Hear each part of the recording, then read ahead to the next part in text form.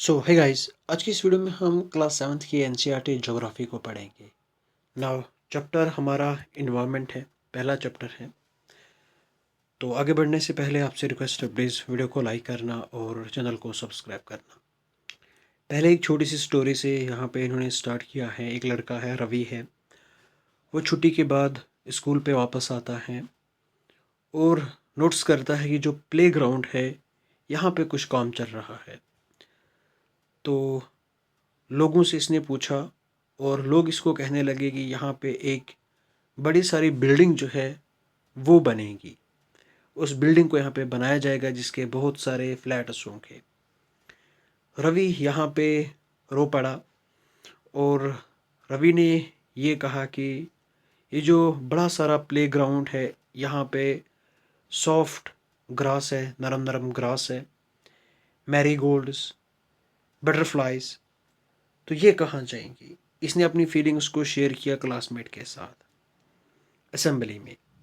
Principal ने भी observe करते हुए बताया कि देखो हमारा इन्वायरमेंट जो है ये कैसे चेंज हो रहा है। क्लास में रवि ने पूछा टीचर से कि इन्वायरमेंट क्या होता है। ठीक है, तो टीचर ने बोला जो कुछ भी आप अपने इर्द गिर्द देख रहे हो वो इन्वायरमेंट है। ठीक है, रवि ने बहुत ज़ोर से कहा कि इसका मतलब school building, table, chair, classroom या open field, road, garbage, friends, ये सब इन्वायरमेंट का पार्ट हैं। तो टीचर ने कहा हाँ सही, ये सब इन्वायरमेंट का पार्ट है, लेकिन वेट करो, कुछ चीज़ें ऐसी हैं जो कि नेचर ने बनाई हैं, कुदरत ने बनाई हैं। फॉर एग्ज़ाम्पल पहाड़ हो गए, रिवर्स हो गई, ट्रीज़ हो गए, दरख्त हो गए, और जानवर हो गए, एनिमल्स हो गए। बाकी जो चीज़ें हैं इनको इंसानों ने बनाया। जैसे कि रोड है उसको इंसान बनाते हैं, कार्स इंसान बनाते हैं, क्लोथ्स इंसान बनाते हैं, बुक्स इंसान बनाते हैं। आई बात समझ में?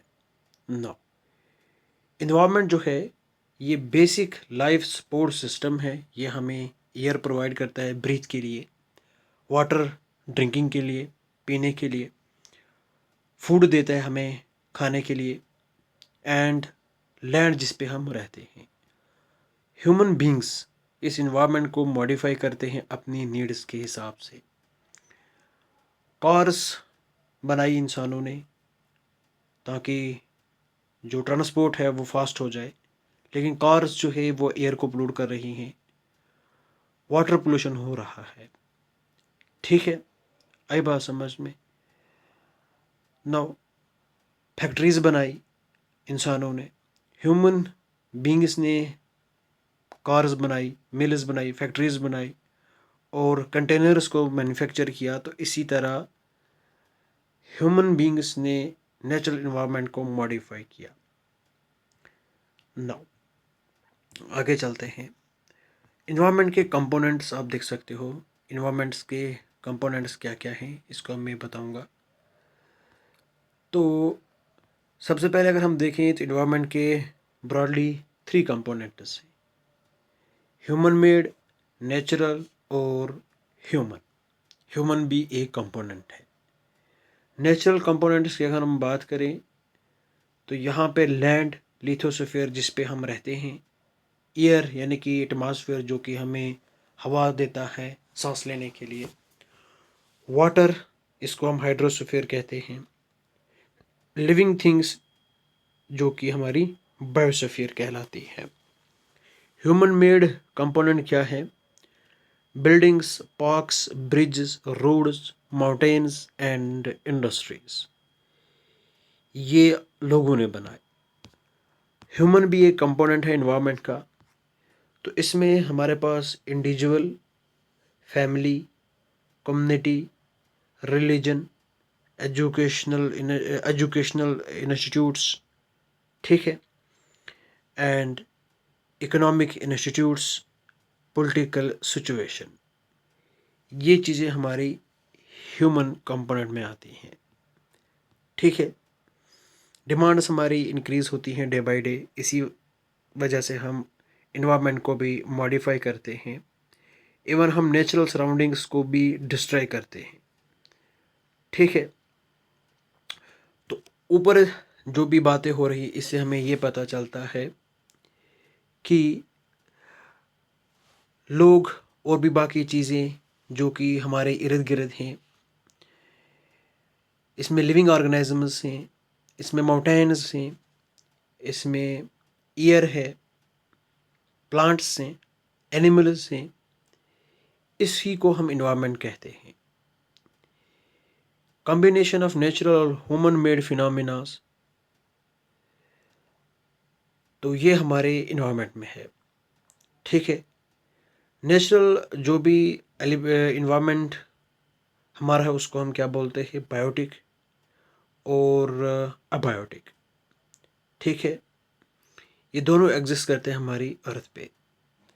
बायोटिक वर्ड का मतलब होता है लिविंग ऑर्गेनिजम्स, इसमें प्लांट्स और एनिमल्स हैं। अबायोटिक वर्ल्ड में नॉन लिविंग एलिमेंट्स हैं, जैसे कि लैंड है, एयर है, वाटर है। ठीक, आई बात समझ में ना। नेचुरल इन्वायरमेंट की बात करते हैं। जो इन्वायरमेंट है ये एक फ्रेंच वर्ड से है, इन्वायरनर, जिसका मतलब होता है नेबरहुड। तो नेचुरल इन्वायरमेंट में हमारे पास land, water, air, plants, animals, ये चीज़ें पाई जाती हैं। ठीक है, अपने लास्ट ईयर क्लास 6 में लिथोस्फीयर, हाइड्रोस्फीयर, एटमॉस्फेयर, बायोस्फीयर, इसके बारे में पढ़ा होगा क्लास 6 की ज्योग्राफी में। अब हम इनको एक एक करके देखते हैं। ये डोमेन्स हैं अर्थ के। नो, लिथोस्फीयर ये सॉलिड क्रस्ट है, या फिर हम कहेंगे हार्ड टॉप लेयर है अर्थ की, रॉक्स की बनी हुई होती है एंड मिनरल्स की बनी हुई होती है। तो इसके ऊपर थिन लेयर है सॉइल की। ये इरेगुलर सरफेस होता है। बहुत सारे different types of land forms यहाँ पे हमें पाई जाती हैं, जैसे कि माउंटेन्स हैं, प्लेट्यूज हैं, प्लेन्स हैं, वैलीज हैं। ठीक है, आई बात समझ में। लैंड फॉर्म्स जो हमें कंटिनेंट्स में पाए जाती हैं, इसके साथ साथ ओशन के फ्लोर्स पे।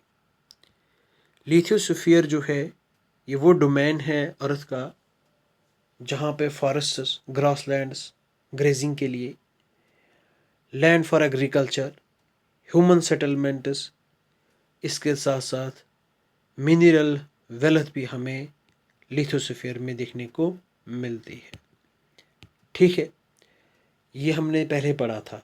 हाइड्रोस्फीयर ये हमारा वाटर है, ओशंस में आइस, वाटर वेपर।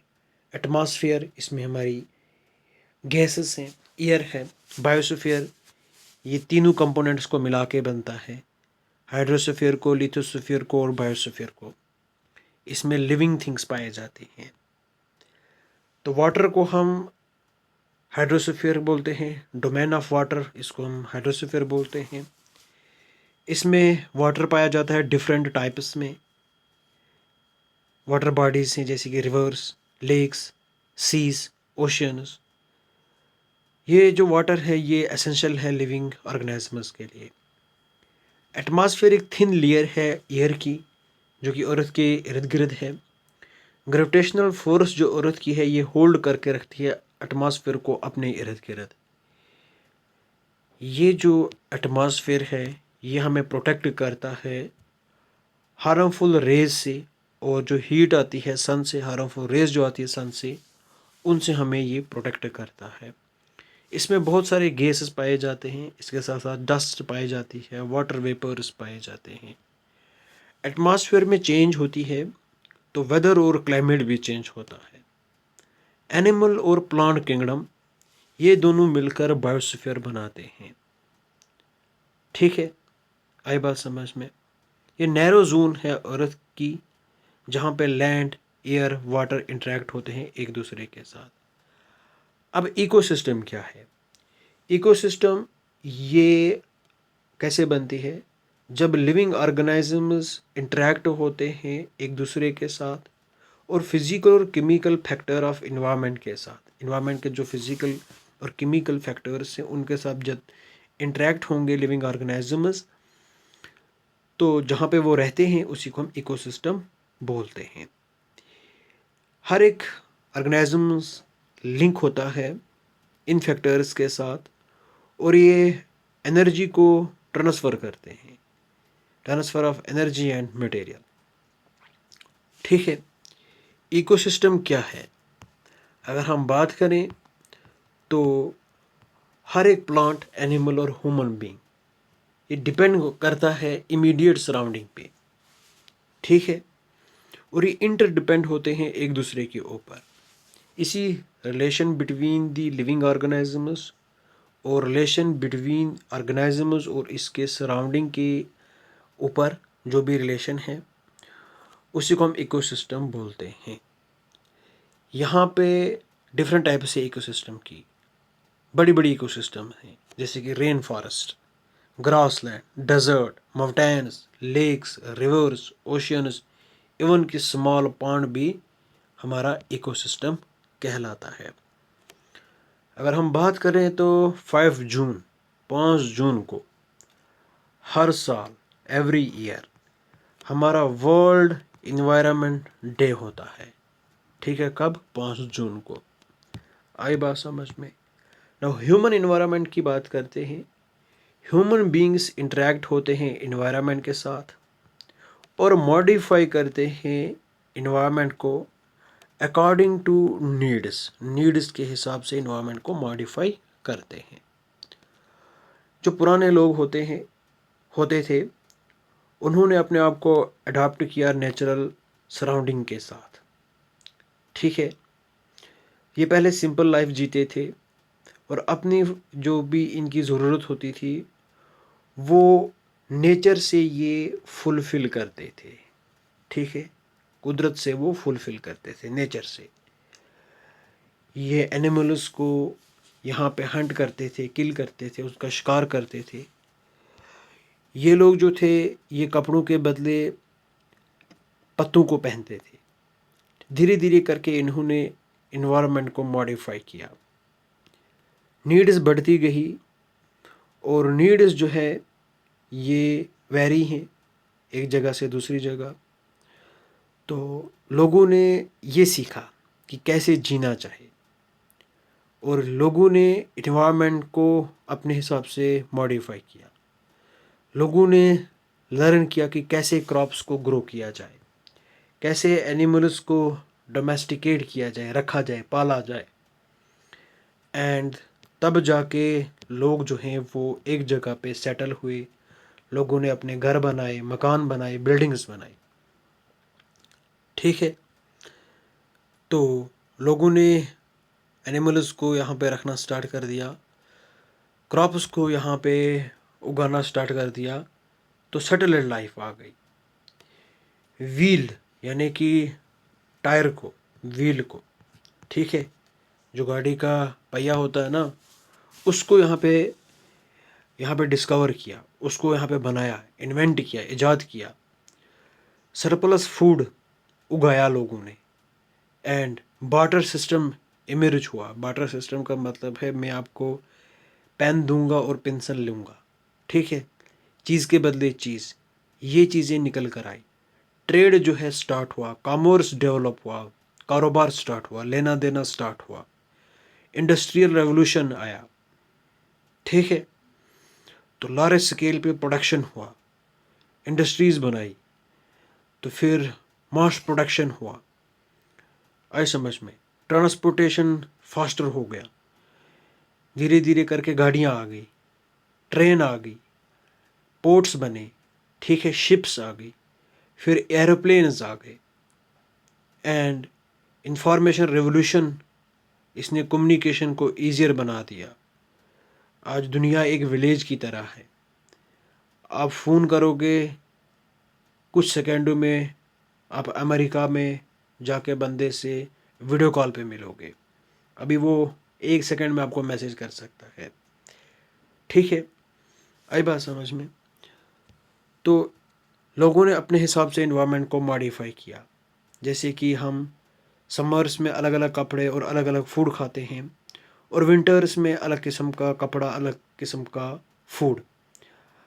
ठीक है, अलग किस्म के मतलब हम चीज़ों को इस्तेमाल करते हैं। समर्स में हम फ़ैन का इस्तेमाल करते हैं, विंटर्स में हम और किसी चीज़ का इस्तेमाल करते हैं, हीटर्स का इस्तेमाल करते हैं।